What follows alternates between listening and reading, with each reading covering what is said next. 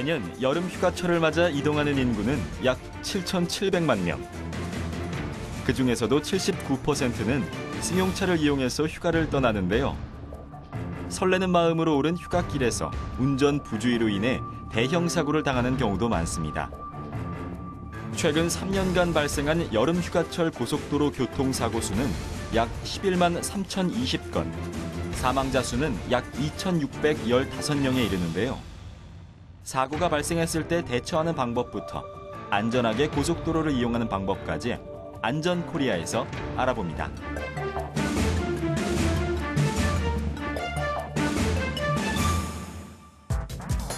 1년에 한 번 찾아오는 여름 휴가철. 사람들은 산과 바다를 찾아 마음껏 휴식을 취하는데요. 하지만 고속도로를 꽉 메운 차량 행렬로 인해 전국 24개 고속도로는 여름 내내 몸살을 앓고 있습니다. 특히 차량이 많이 몰리면서 사고도 끊이지 않는데요. 과속으로 달리다 커브길에서 중심을 잃는 차. 속도를 줄이지 못해 앞차를 들이박는 사고뿐 아니라 사고 차량을 피하다 발생하는 2차 사고까지.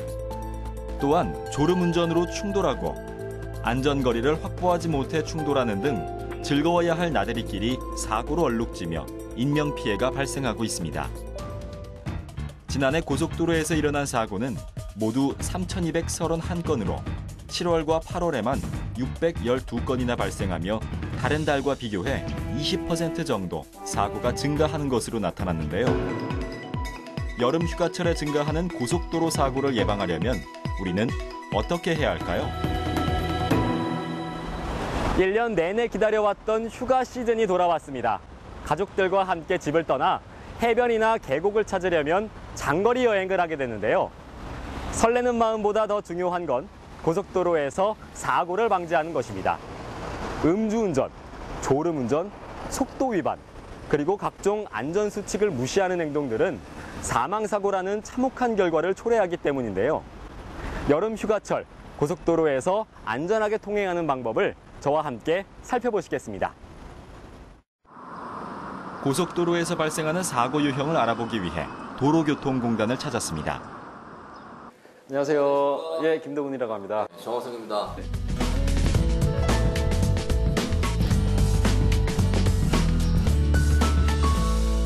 교수님, 이 7, 8월 휴가철에 가장 사고가 많이 집중된다고 하는데 그 고속도로에서는 주로 어떤 사고가 많이 발생하나요? 우선 고속도로에서는 빠른 속도로 달리기 때문에 과속사고가 빈번하게 발생하고요. 그 다음은 앞차와 충분한 거리를 유지해야 되는데 안전거리 미확보 사고, 그리고 또 휴가지에서 술을 많이 마시다 보니까 음주운전, 그리고 고속도로에서 사망사고 중에 가장 높은 순위를 차지하는 고속도로 사망사고 1위인 졸음운전 사고가 대표적인 사고 유형이라고 볼 수 있습니다. 그럼 이 휴가철에 이런 각종 사고를 예방하기 위해서 이 도로교통공단에서는 또 어떤 교육을 또 실시하고 있나요? 사고를 경험하고 그 위험성을 인지한다면 참 좋을 텐데 매번 사고를 경험한다면은 몸이 남아나지 않을 거고요. 그렇죠. 그래서 이 시뮬을 통해서 내가 직접 도로에서 가장 빈번하게 만날 수 있는 위험에서 어떤 점이 부족해서 사고를 일으키게 되는지 본인한테 맞는 맞춤형 위험을 체크하는 교육을 하고 있습니다. 네. 자동차 운전석 모양의 이 시뮬레이터는 실제 주행 상황을 가정해서 운전자가 직접 운전을 할 수 있는데요. 제가 직접 시뮬레이터를 이용해 평소 운전 습관대로 고속도로를 주행해봤습니다. 여름에 고속도로를 운전하게 되면서 겪게 되는 다양한 상황이 전개되는데요. 여기는 60으로 가다가 커브길이면은 속도를 좀 더 줄여야 되는 거고요. 앞에 고장난 차가 있는데 저렇게 갑작스러운 위험, 그런 상황 만났을 때 안전거리까지 유지를 하지 않았다면 저 위험을 피하지 못하게 됩니다. 그리고 안개 낀 날 보면은 앞에 위험이 있는데 그 위험을 굉장히 뒤늦게 발견하게 되는데 가시거리가 100m 이내라면은 제한된 그 속도의 절반, 50%를 감속해서 운전하게 되어 있습니다. 속도가 빠르다 보니까 브레이크 밟고 차를 정지시키기 너무 늦었고요. 피하지 못하고 사고로 이어지는 그런 모습을 경험하게 되는 겁니다. 이렇게 보시면은 뒤늦게 발견하면서 간신히 피하는데 저의 운전 모습을 다시 한번 확인해봤습니다. 순간의 실수가 사고로 이어지는 것을 알 수 있었는데요. 속도가 120인데 핸들을 과하게 꺾으면은 차가 중심을 잃고 원하지 않는 방향으로 이동하게 되는 사고들도 발생하게 됩니다. 비가 오면路面이 미끄러워서 제동거리가 맑은 날보다 훨씬 길어지게 돼서 평상시 맑은 날보다는 한 2배 정도 앞차 거리를 유지해야 됩니다. 이번에는 올바른 운전법을 배웠습니다. 속도가 빠를수록 이 원운동에서 바깥으로 튕겨나가는 힘이 커지게 되는데 도저히 컨트롤 못하는 거예요. 그러면 여기서 사다리 여기서 표현해야 되는데 갑자기 끼어들어요. 코앞에서 이렇게. 어우. 적어도 미리 오른쪽에 2차로 있다가 들어와야 되는데 1초라도 갑자기 들어오는 거예요. 앞에 차가 정지했거나 앞에 큰 적화물이 떨어져 있는 정지된 위험을 만나게 되면은 안전거리 유지하지 않으면은 그 위험을 피할 수가 없습니다. 빗길에서는 맑은 날보다는 한 2배 정도 더 앞차 거리를 띄워야 되는 거고요. 그리고 안개 낀 날은 안전거리도 중요하지만 50% 감속하게 되어 있습니다. 빗길에서는 과속을 하거나 안전거리를 충분히 확보하지 못해 일어나는 사고가 많은데요. 빗길 운전 상황을 가정해 실험을 해본 결과 도로를 시속 80km로 달리던 차량이 급제동을 할 경우 평소 제동거리 위치에 있던 차량을 들이받고 훨씬 멀리 미끄러지는 것을 확인할 수 있었습니다. 일반 도로의 경우에는 평균 제동거리가 24m. 그러나 빗길과 같은 젖은 도로에서는 31m나 되는데요. 그 이유는 타이어와 노면 사이에 수막이 형성되어 마찰력이 줄어들기 때문입니다. 따라서 빗길 운전에서는 안전거리를 2배로 확보하고 속도를 줄이는 것이 중요합니다. 하지만 가장 위험한 것은 바로 고속도로 사고 1위에 오른 졸음운전인데요. 다른 사람의 목숨까지 위협하는 졸음운전. 어떻게 하면 막을 수 있을까요? 우선 본인이 졸린다면은 내가 졸리구나. 그거를 바로 인정하고 최대한 빨리 안전한 곳에 차를 세운 다음에 스트레칭 한다든지 아니면은 토막잠을 자고 난 다음에 다시 운행 시작하는 것이 가장 안전한 방법입니다. 갓길은 주정차가 금지된 장소입니다. 절대 갓길에서 차를 세우면 안 되고요. 졸음 쉼터라든지 휴게소에서 휴식을 취해야 됩니다. 졸음운전 사고를 막는 가장 좋은 방법은 바로 졸음 쉼터나 휴게소에서 휴식을 취하는 것인데요. 하지만 근처에 쉬어갈 곳이 마땅치 않은 경우엔 어떻게 해야 할까요? 이때는 동승자의 역할이 매우 큰데요. 운전자의 상태를 빨리 알아채고 운전자가 잠을 쫓도록 도와주는 것이 필요합니다. 음악을 들으면서 졸음을 쫓아내거나 차량의 창문을 열어 환기를 시키는 방법도 있습니다. 하지만 가까운 휴게소나 졸음 쉼터에서 쉬어가는 방법이 가장 안전하다는 것 꼭 기억하시기 바랍니다. 또한 사고를 예방하기 위한 또 하나의 필수 사항이 있는데요. 고속도로를 이용하는 장거리 여행을 떠나기 전 이것만은 꼭 지키는 것이 좋다고 합니다. 뭐니 해도 타이어 공기압을 점검하는 그런 자세가 굉장히 필요하고요. 그리고 거기 덧붙여서 엔진오일이라든지 기타 여러 소모품을 비롯해서 자동차의 상태를 확실하게 점검하는 그런 자세를 갖는 것이 좋겠습니다. 자동차 무상점검 서비스를 이용하는 것도 좋은 방법이고요. 엔진 과열로 인한 차량 이상을 예방하기 위해 엔진 오일도 점검하도록 합니다. 타이어 공기압은 평상시보다 20% 정도 더 주입하고 타이어 마모에 의한 사고에 대비해 꼼꼼하게 살펴봅니다. 시야가 흐려지는 것을 방지하기 위해서는 워셔액을 보충하는 것도 중요하겠죠. 그 외에도 휴가를 떠나기 전 기본적으로 확인해야 하는 것은 비상등과 브레이크 등인데요. 양쪽 모두 이상은 없는지, 브레이크가 잘 작동하는지를 꼭 살펴야 합니다. 비가 내리는 상황에 대비해 와이퍼의 움직임도 확인하고 에어컨에 문제는 없는지도 확인해야 하는데요. 통풍구 또는 배선에 문제가 있는 경우가 많기 때문입니다. 이러한 안전수칙들을 지킨다면 큰 사고를 예방할 수 있는데요. 하지만 무엇보다 중요한 것은 바로 사고가 발생할 경우 우리의 생명을 지켜주는 끈, 안전벨트입니다. 운전자와 앞자리에 탄 학생을 제외하고 나머지 사망자들 모두 안전벨트를 착용하지 않았던 것으로 확인됐습니다. 버스에는 17명이 타고 있었지만 다행히 크게 다친 사람은 없었습니다. 안전벨트를 단단히 매고 있었던 덕분입니다. 아직도 많은 운전자들이 안전벨트를 착용하지 않은 채 운전하는 경우가 많습니다. 특히 운전석뿐 아니라 뒷자리 안전벨트 착용도 잘 지켜지지 않고 있었는데요. 뒷자리는 이제 조금 신경 덜 쓰죠. 이제 옆에 사람은 항상 차지만은 뒤에는 별로 그렇게 놀려고 뒤에 앉은 거니까 편하게 앉으려고 그런 것 같아요. 귀찮고 그냥 생각이 잘 안 나요. 네, 사고가 난 적이 없으니까. 안전벨트의 착용이 얼마나 중요한지 실험을 통해 알아봤습니다. 차가 충돌하자 안전벨트를 착용하지 않은 뒷자리 탑승자는 모두 심하게 부상을 입는데요. 주행 속도가 빠른 고속도로에서는 사망에 이를 정도로 피해가 더욱 심각해질 수밖에 없습니다. 안전벨트의 중요성을 알아보기 위해 한 교육 현장을 찾았는데요. 바로 실제 자동차를 회전시켜 사고 상황을 체험하는 안전교육입니다. 그치? 사고 났을 때 뭐 하면 안전하다고? 안전벨트 하면 안전하다고 알기 위해서 체험하는 거예요. 알겠죠? 네. 어린이들이 차량 시뮬레이터에 탑승하는데요. 자리에 앉은 뒤 안전벨트를 당겨 몸에 착용하는 방법부터 정확하게 배웁니다. 어깨로. 천천히 당겨야 돼요. 천천히. 여기다가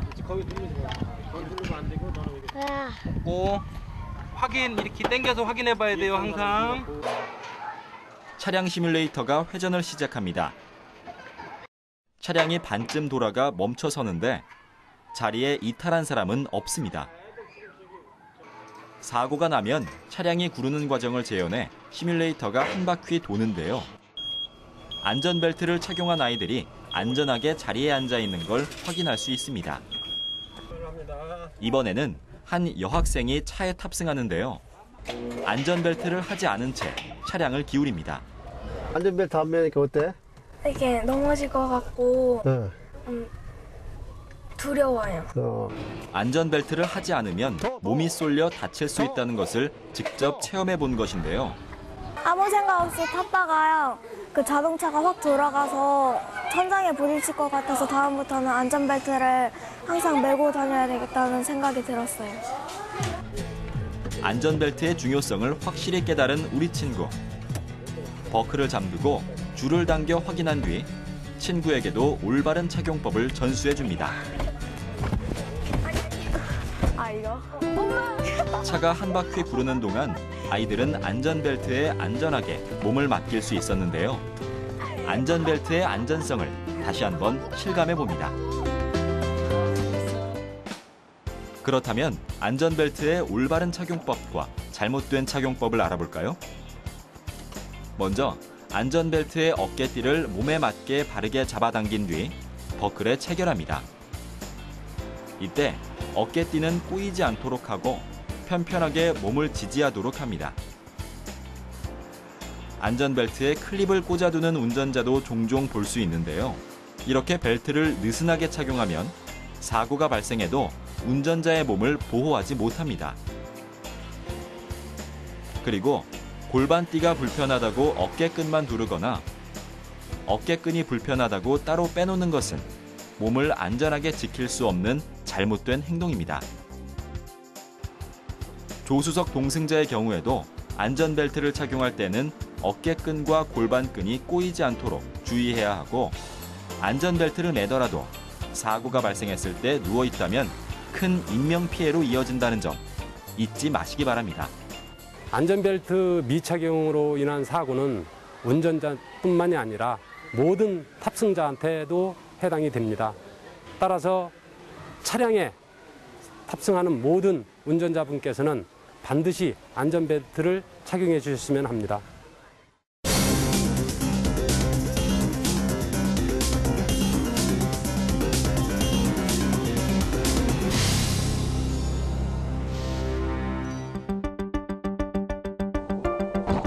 고장 차량을 발견하지 못하고 충돌하면서 발생하는 2차 사고는 다른 사람의 목숨까지 앗아가는 매우 위험한 사고인데요. 경미한 1차 사고의 대응을 제대로 하지 못해 발생하는 이러한 사고는 막을 수 있었던 사고라는 점이 더욱 안타깝습니다. 고속도로 사고는 처음 사고보다 사고 이후 처리 과정에서 발생하는 2차 사고에서의 치사율이 약 5배가량 더 높다고 합니다. 고속도로에서 발생하는 사고에서 여러분들은 어떻게 대처해야 하는지 제대로 알고 계신가요? 대처 방법은 알고 있는데 준비 사항은 조금 미흡할 거예요, 아마. 예전에는 배치해놨는데 지금은 없어요. 삼각대요? 네, 뭐 그런 거. 삼각대도 없는데 그냥 세우는 거겠죠? 네. 고속도로에서 발생한 사고에 대처하는 방법을 알아보기 위해 한국도로공사를 찾았습니다.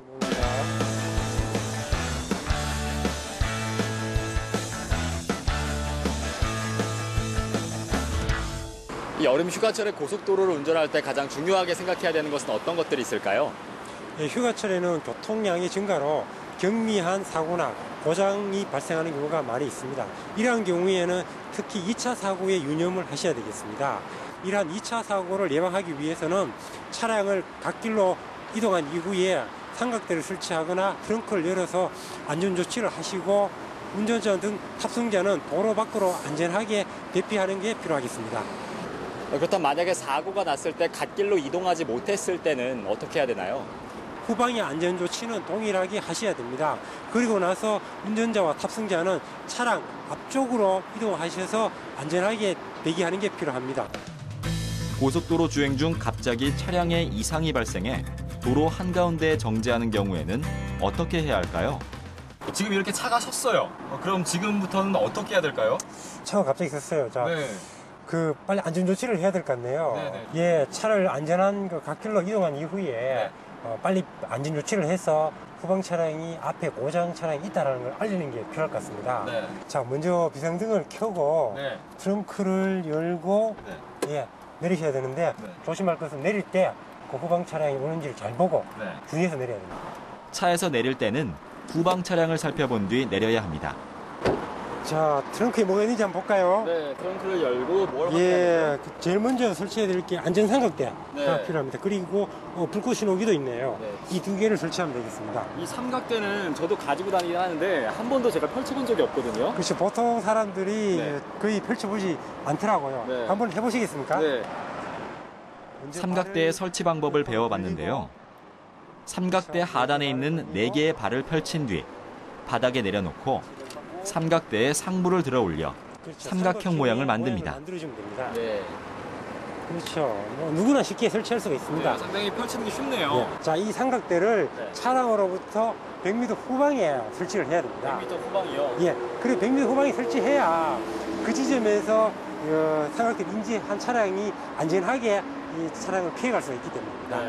설치하러 가볼까요? 삼각대는 자동차에서부터 100m 떨어진 곳에 설치해야 하는데요. 이 거리를 이동할 때 후방 차량을 조심해야 합니다.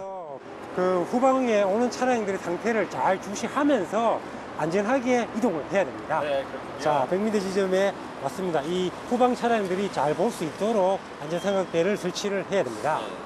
네, 근데 이건 뭔가요? 예, 이거는 불꽃 신호기입니다. 불꽃 신호기는 고속도로 등에서 야간에 사고나 고장 시에 이 불꽃 신호기를 차량으로부터 200m 후방에 설치하도록 규정을 하고 있어요. 200m 후방이요? 그렇죠. 이거는 어떻게 사용하는 건가요? 예, 이거 설치하는 방법은 이렇게 스탠드 모양을 만들어주어서 설치할 수 있도록 해줍니다. 아, 이것도 바닥에 세워서 사용하는 거군요? 그렇죠. 바닥에 세워야만이 멀리서 더 쉽게 식별할 수 있기 때문입니다. 네. 이렇게 한 이후에 플라스틱 캡을 열고 또 이쪽에도 캡을 하나 더 엽니다. 보시는 바와 같이 성냥처럼 이렇게 그어서 점화를 할 수가 있습니다. 아, 그럼 지금 바로 불을 붙이면 되나요? 그렇죠. 안전삼각대를 설치한 이후에 바로 이렇게 불을 붙여서, 자, 불을 붙여볼게요. 네. 이렇게 불을 붙여서 들고 이동을 하게 되면 멀리서도 확인할 수 있기 때문에 우리의 안전이 더욱 보호할 수 있는 거죠. 설치하러 갈까요? 네. 후방으로 이동할 때도 차량들이 오는지를 유심히 살피면서 안전하게 이동하는 게 필요합니다. 자, 이 지점에 자동차로부터 200m 후방에 불꽃 신호기를 설치하게 되는데요. 30분 동안 불꽃이 일어나면서 후방의 차들이 앞에 사고 차량이 있다는 것을 알려주는 역할을 하고 2차 사고를 예방하는 데 큰 도움이 됩니다. 많은 운전자분들이 이용을 해서 2차 사고 나지 않도록 되었으면 좋겠습니다. 그 외에도 2차 사고 예방을 위한 또 하나의 중요한 팁이 있다고 하는데요. 바로 사고 수습을 위한 견인 서비스입니다. 고속도로에서 사고나 고장 시 레카 차량을 장시간 기다리다가 2차 사고가 많이 발생합니다.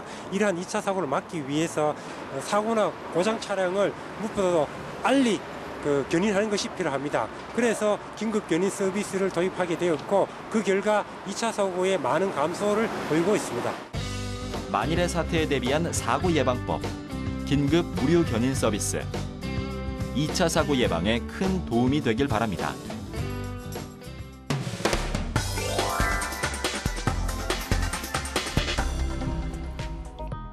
차량에 이상이 생기거나 경미한 사고가 발생했을 경우에는 비상등을 켜고 신속히 차량을 갓길로 이동시켜야 합니다. 갓길에 안전하게 차를 정차시킨 뒤 트렁크를 열고 사고가 난 것을 후방 차량에 알릴 수 있는 삼각대와 불꽃 신호기를 꺼냅니다. 삼각대는 차량으로부터 100m 후방에 설치해야 하는데요. 4개의 발을 펼치고 삼각대를 균형 있게 세우도록 합니다. 불꽃 신호기는 차량으로부터 200m 후방에 설치하는데요. 차량 통행이 많은 도로나 야간에 불꽃을 점화시키면 후방 차량이 사고 차량을 쉽게 인지할 수 있습니다. 운전자와 탑승자는 갓길의 가드레일 밖으로 안전하게 피신하는 것이 중요한데요. 그 뒤 경찰이나 한국도로공사에 신고를 해 사고 발생 지점을 정확하게 알리도록 합니다. 2차 사고 예방을 위한 안전수칙 꼭 기억하시기 바랍니다. 휴가철 고속도로에서 빈번하게 발생하는 크고 작은 사고들. 안전한 운전 습관과 신속한 사고 대처법만 알아둔다면 큰 피해를 막을 수 있는데요. 기본적인 교통법규의 준수는 운전자 자신과 동승자의 생명을 지킬 수 있는 최소한의 안전장치라는 것을 잊지 말아야겠습니다.